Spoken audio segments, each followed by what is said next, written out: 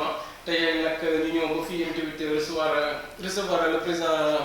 Toura Dosso bu nga xam ne mooy le président du mouvement ànd defar Parcelles donc ñu bàyyi ko mu nuyu président na nga def.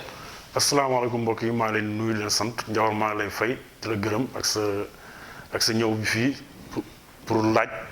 waxtaan maa ngi la ciy gërëm di la sant. donc président merci beaucoup donc tey li ñu fi ni mooy ñu waxtaan échanger partager ci li nga xam ne mooy actualité bi nga xam ne moo tënk suñu dëkk bi muy pandémie bi nga xam ne wër na àdduna ñu koy wax Covid 19 mu dugg ci suñu dëkk ñëw fi donc situation actuelle bi nga xam ne moom la ñuy dund ci Sénégal di ko dund si suñu commune yow noo ko analyser. waaw dama bëgg a wax rek ne li fi xew moo xew ci àdduna bi yépp Covid 19 bi ñuy wax muy maladie bu doy waar bu laal àddina yépp que ça soit ñu am ñu amul Afrique Europe fépp foo dem tey ci àdduna bi ñi ngi koy wax mu ngi fay def loo xam ne dafa doy waar donc te gouvernement je pense jóg na ci tamit président Macky Sall taxaw na si def na loo xam ne je pense que pays africains yi am na ay pays yoo xam ne defuñ ko jël fonds force Covid 19 jox ko en tout cas sénégalais yi ñi ciy sukkandiku pour vraiment taxawu sénégalais yi taxawu peuple Sénégal donc loolu dañ ko ciy gërëm di ko sant maa ngi tamit gërëm les services donc de la santé donc le ministère de la santé mi ngi def travail bu rafet vraiment ñu ngi ko ciy gërëm di ko sant vraiment. donc comme ni nga ko waxee rek wax nga ni président dégagé na benn fonds boo xam ne ñu ko tuddee force Covid 19 pour assister la population accompagner leen ci métier bi. donc ñu séddale ko ci ay gox ñu gis ni subvention boobu ñu ñëwoon ci gox yi bu suñu commune lu tax ñu yéex ko joxe ba léegi parce que nit ñi nee nañ loolu ay alimentaire loolu donc bu doon ndimbal xëy na ko ñu gën a xaar tey xëy na am na leneen lu tax tey ñu yéex a génn ci commune yi ba gars yi mënuñu jot seen part. waaw gis nga xam nga tamit c'est vrai que am na urgence mais tamit soo xoolee président au début taxaw na ci mi ngi ciy taxaw ba léegi sax moo waraloon yenn procédures yoo xam ne dañ ko teg pour affaire yi gaaw donc woo commerçant yi woo transporteurs yi woo tamit ñoo xam ne am nañ ay jumtuwaay yoo xam ne mën nañ transporter ay aliments yu mel noonu lu gën a gaaw donc ñu def ko mu tas ko ci réew mi donc ba léegi daal bon man personnellement je relève quand même des écueils mais am na loo xam ne doo ko wax ci moment yi ñu nekk fu mu ne nii Sénégalais yëpp ñu ñoo war a nekk benn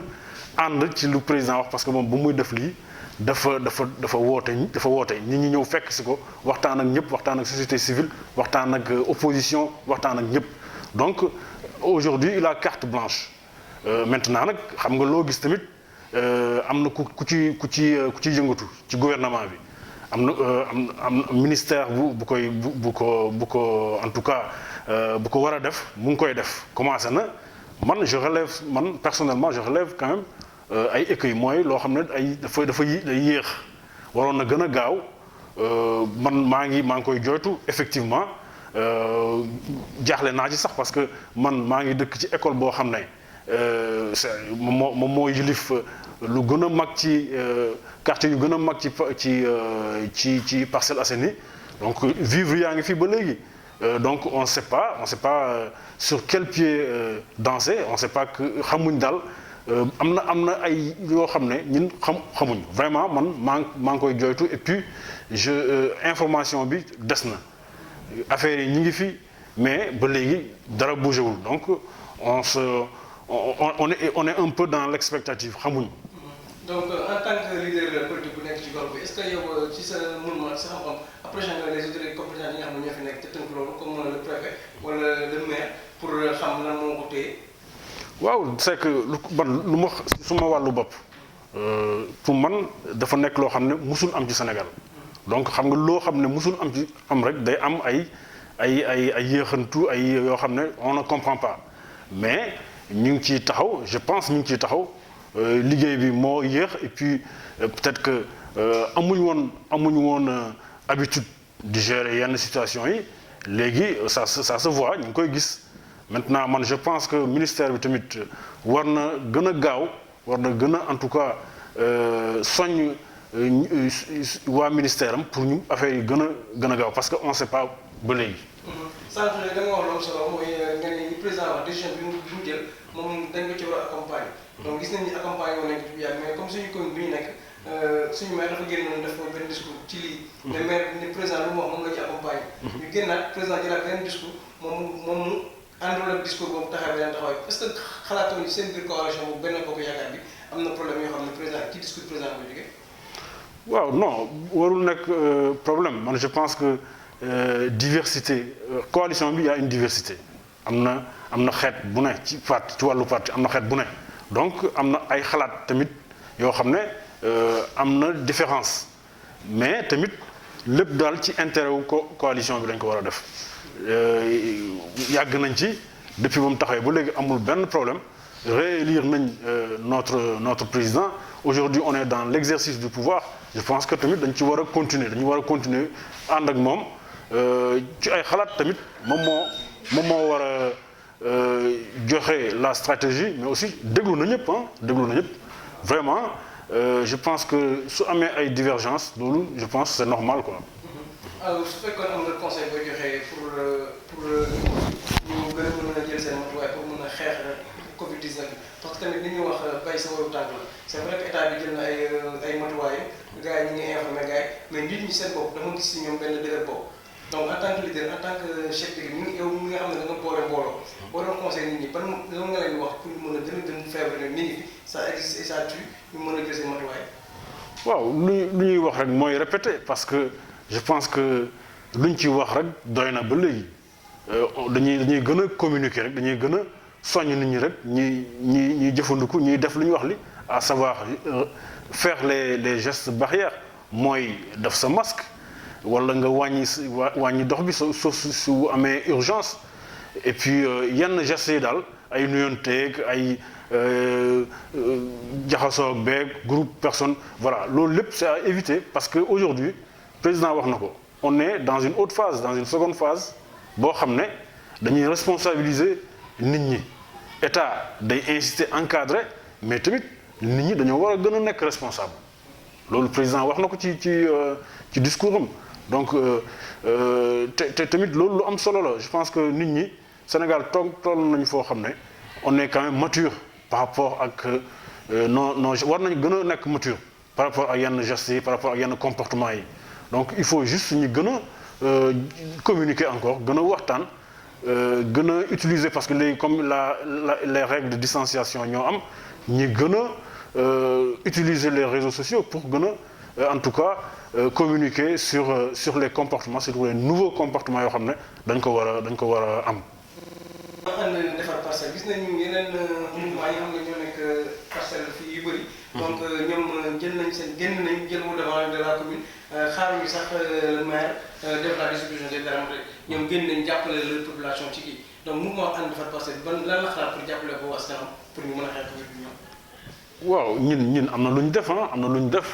loo xam ne waxuñ ko te ñun on s'est dit que waruñ ko wax parce que c'est pas le moment am na loo xam ne je pense que politique xëju si da nga ko war a def rek parce que c'est le moment de le faire parce que aujourd'hui l'heure est grave am na ñu feebar toog hôpital tëdd fa am na ñoo xam ne ñu ngi wàññeeku donc te du benn du ñaar du ñett xaw nañ sakkan donc loolu yenn affaires yi daal man nous on pense que c'est pas le moment on fait des actes on les a fait dimbale nañ ay nit ci suñu gox fu ñu ne fi ak lu ñu mën suñu doole waaw donc depuis le début on est en train de faire des choses yoo xam ne distribuer des denrées alimentaires yu mel noonu donc faciliter yenn facilité pour les femmes ou pour les jeunes wala les personnes âgées yooyu tamit ñu ngi ko ci def bon am na loo xam ne ñun on pense que daal jërul wane jërul wax daal mais ñi ngi ciy liggéey ñi ngi waxtaan ak nit ñi voilà donc ñun daal c'est notre stratégie je pense que loolu tamit moo gën. donc président léegi ñu ñëw ci benn point bi nga xam ne mooy tënk émission bi xam na muy le discours du président de la République bi nga xam ne jàll na fi barki dem donc ñu gis ni discours bi am na ñoo xam ne ñu bëri jëlee nañ ko am na interpellation yoo xam ne ñoom lañ ko jox donc yow noo analyser discours président bi. waaw Ndiawar dama lay remercier ci question boobu sax mais aussi gërëm président de la République ci discours am boobu mu def parce que loolu day wone ne président dafa déglu askan wi dafa déglu askan wi bu baax a baax parce que soo xoolee Sénégal seen devise lan la dañ ne un peuple un but une foi loolu mooy devise du Sénégal donc dafa nekk ay tomb yoo xam ne dafa am solo ci suñu réew donc président bu mu mënti nekk rek suy jëf dafa war a jiital 3 points yooyu donc loolu la Macky Sall def peuple ak foi moom moo seq suñu but mooy lan lu ñu dëgmal mooy développer Sénégal muy ñu nar ci egg à travers le plan Sénégal émergent ñaari yooyu may wax muy peuple bi ak notre foi donc ñoom ñoo seq loolu lépp lu ñu war a def ci wàllu développement dañoo war a jëfandiku peuple c'est-à-dire que déglu sa peuple mais aussi jiital suñu ngëm-ngëm sénégalais dafa gëm yàlla waaw donc muy chrétiens yi muy les musulmans donc loolu le président xool def il a écouté parce que y a la première phase wax naa ko sànq première phase bi mooy arrêter la contamination extérieure ñu fermer les frontières def ay mesures indi yenn mesures et puis def benn communication le ministère de la santé di ci def vraiment travail bu rafet waaw maa ngi gërëm suma xarit Diouf Sarr donc mu ngi ciy def travail bu rafet donc ñu def communication bu am solo boobu ba endiguer dans certaines zones maladie bi propagation maladie bi donc on a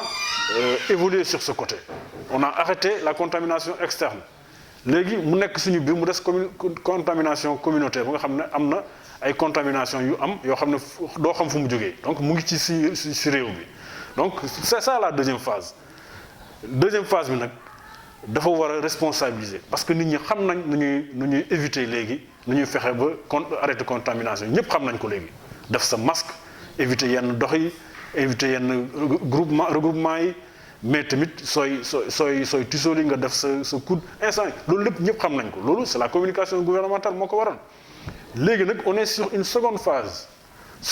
bi c'est vivre avec le virus parce que virus bi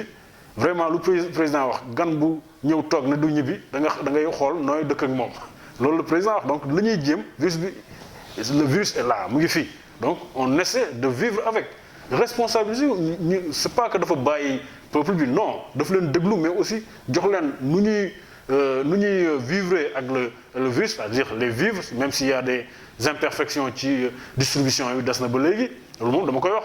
donc en plus am na ay xam nañ gestes yi pour éviter donc nous on doit être responsable suñu tëjee les lieux de rassemblement les lieux de culte c'est pas les mosquées seulement soo gisee musulmans yi ñu nekk fii di wax Macky Sall tëj na mosquée non def na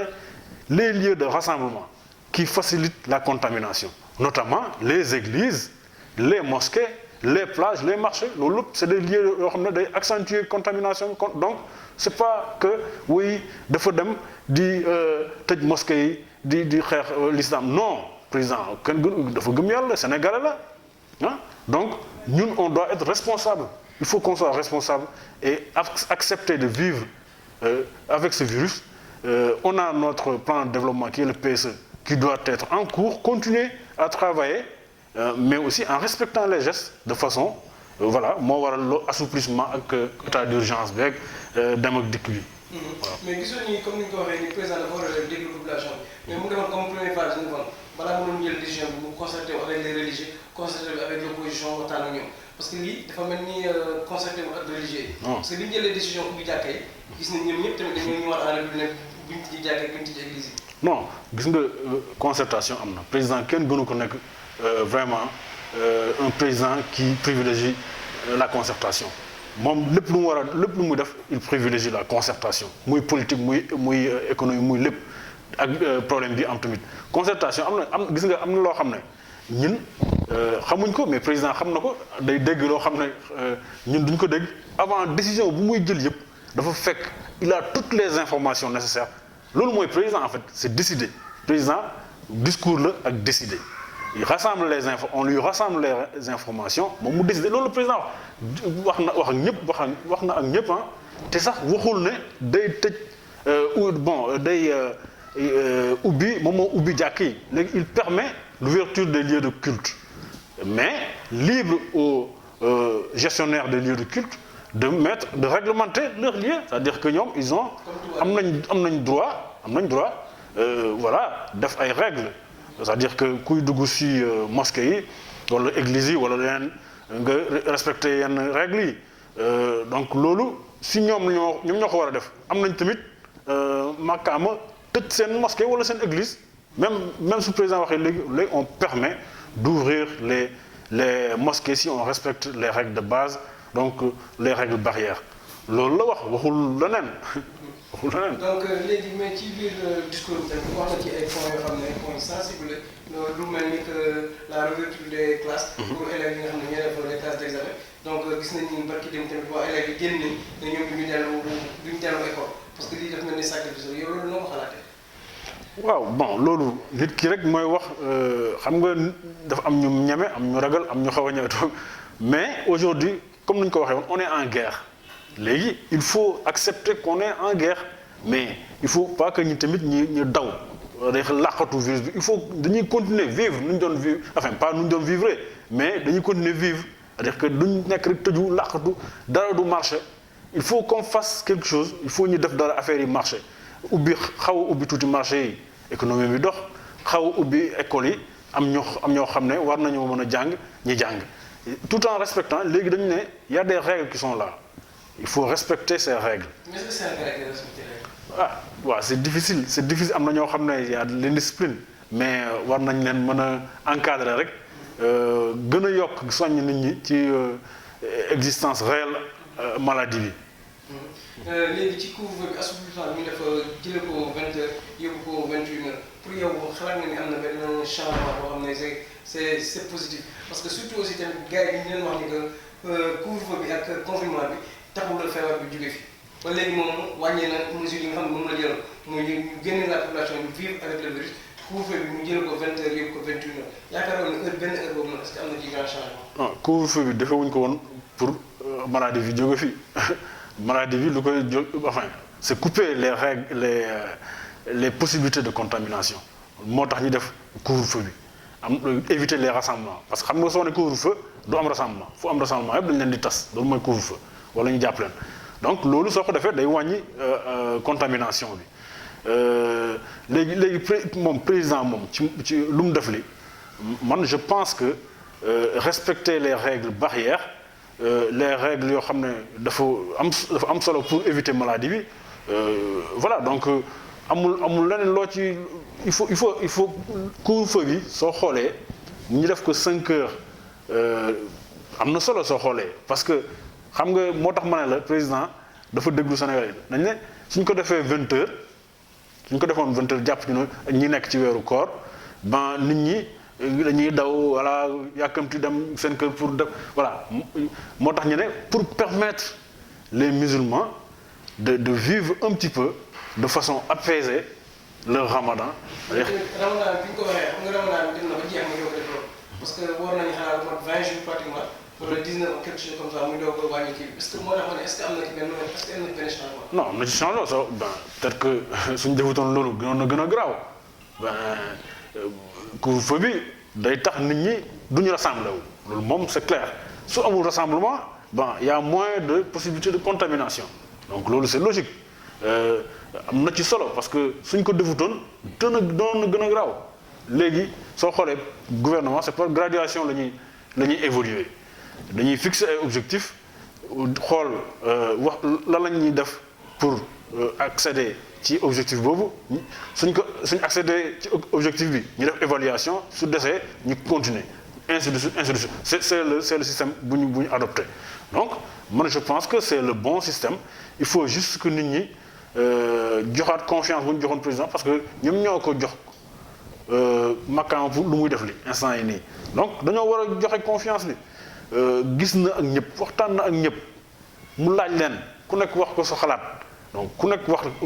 xool na déglu na ñëpp là mu ngi jëf bon on laisse faire. waaw président ba tey ci actualité bi rek mënuñu wax ci Covid 19 te duñu wax ci les Sénégalais de l'extérieur muy waa diaspora kon tamit ñu ngi dund situation boo xam ne doy na waar métti na parce que ñoom am na ñoo xam ne ñu bëri wàññeeku nañ ci ba nga xam ne am na sax ñoo xam ne dañ leen souhaité rapatrier seen corps. ñu bañal ba léegi sax président joxe na ne ku bëgg rapatrier sa corps am nga possibilité indi ko donc loolu noo ko xalaatee.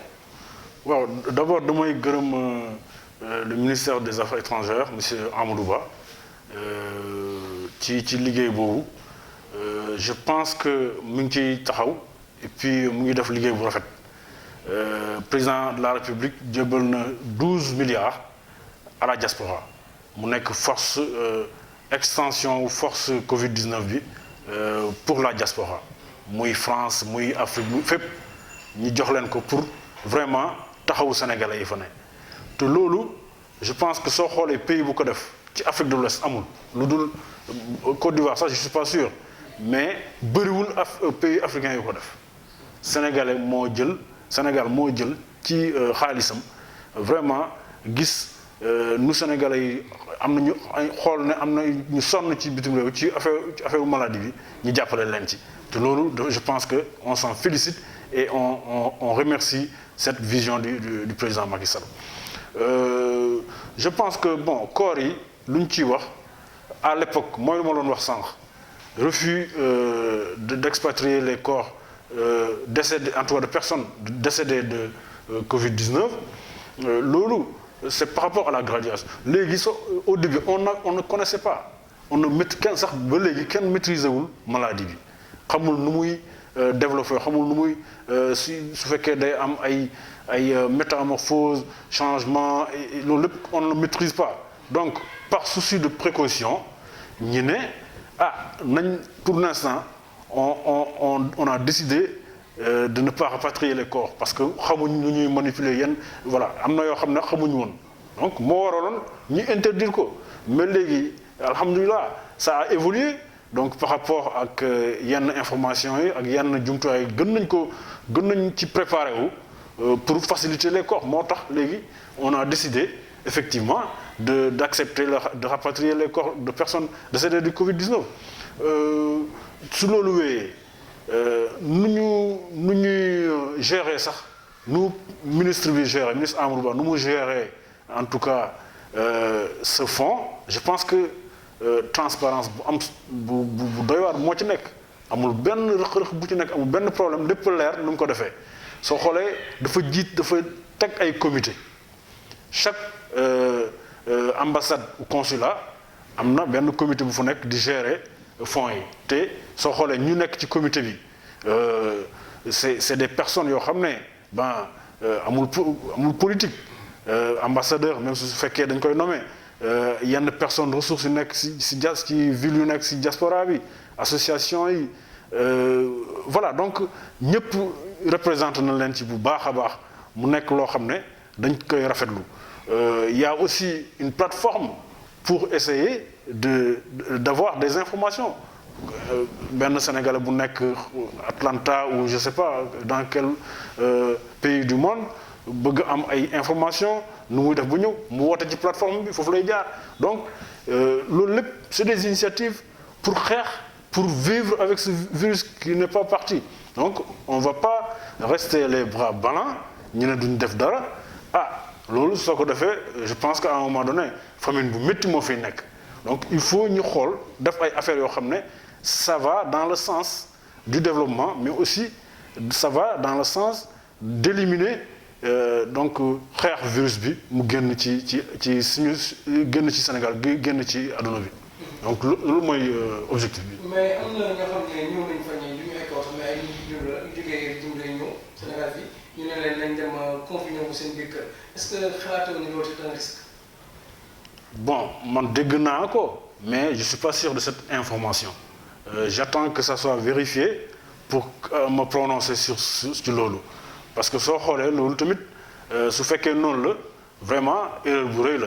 jël ay nit yu jógee même su nekkoon France lañu nekkoon France foofu la ëppee wala feneen ci en tout cas pays développé yi foofu la ëppee ñu am ay Covid 19 donc ñu ñëw indi fii bon on n'a pas respecté yenn précautions yi loolu moom su fekkee am na ñi dañ koy joytu dañ koy condamner fortement vraiment voilà loolu moom dañ koy c'est des actes condamnables quoi voilà. Donc merci beaucoup président pour ñu tàggatu dañ lay bàyyi nga joxe ton dernier mot à la population nuyu leen tàggu leen dénk leen ay baat. waaw déjà dama lay remercier ci sa initiative bi nga ñëw toog waxtaan ak man ci question yu demee noonu donc loolu lu am solo dama la ci remercier bu baax a baax mais aussi rappeler rek par rapport ak li xew mooy mbas mi dafa nekk lu am c'est une maladie qui tue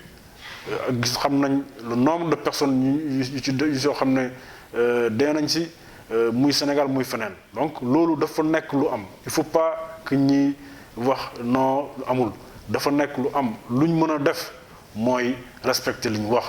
mooy takk masque comme nuñ ko defee nii waaw ku nekk takk sa masque nga dem c'est une obligation waaw c'est une obligation maintenant respecter tamit yenn gestes sanitaires yi ngay raxas sa loxo bàyyi éviter nuyoo yu bëri jaxasoo bi donc voilà mais aussi bu ñu ragal waruñu ragal tamit génn waaw parce que dañuy xeex suñuy xeex kay soo ragalee quand même day demee neneen donc waruñu ragal war nañ mën a génn dem doxi mais en respectant loolu mooy xeex bi nag en respectant les gestes barrières dem defi suñu affaire parce que mënuñ toog te liggéeyuñ dem baykat yi war a mën a bay seen bay mais respecter seen règles yu ma wax yi étudiants yi tamit ainsi de suite am na ay règles yu ñu leen imposer à travers le net ainsi de suite ñu nekk ci primaire suñu doom yi ñooñu tamit dañ leen di war a ñaax voilà gouvernement bi dana fa teg ay jumtuwaay yu am solo donc ci jël température yenn masque yenn voilà ak raxasu respecter yenn geste de distanciation yooyu yëpp danañ ko def donc waruñu ragal suñu ragalee du baax sa ñun bu ñu ragal Covid nañ ko xeex ci respecter gestes barrières yi. Donc merci beaucoup président mu nekkoon suñu troisième numéro au Parlement ñu doon recevoir tey le président Tivaouane Sow bu mouvement ànd defar Parcelles Unité bi donc amoon na moom waxtaan bu am solo bi donc ñu ngi leen di jox di daje semaine prochaine ci beneen numéro ak beneen politique merci beaucoup.